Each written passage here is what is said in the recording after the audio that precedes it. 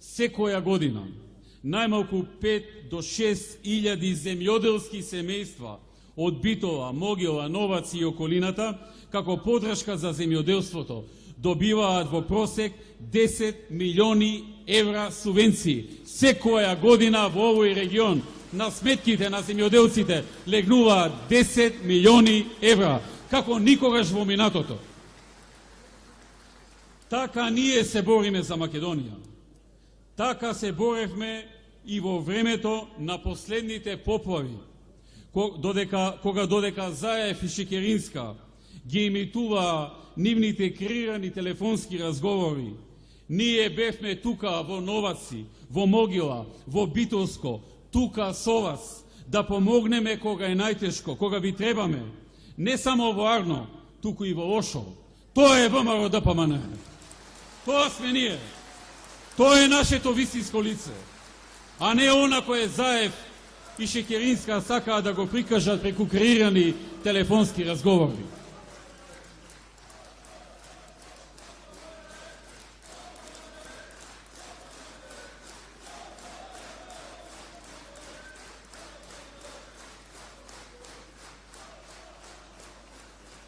И кога сме веќе, драги пријатели, кај поплавите, знам дека овие беа едни од најтешките, најболните и најштетните поплави, особено за земјоделците, за земјоделието, за маката на земјоделецот и неговиот труд и неговиот пот. Токму затоа сакам да ви информирам дека при крај е извештајот за штетите од поплавите кој го работи комисија од владата, општинските комисии и експерти од Светската банка. Истиот ќе ни биде предаден во конечна верзија за околу една недела од сега.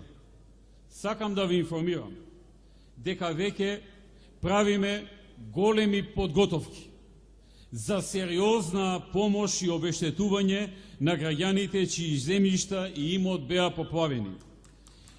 И разработуваме варијанти за истите да бидат високо обештетени во најкраток можен рок, односно, ќе се потрудиме обештетувањето да е целосно.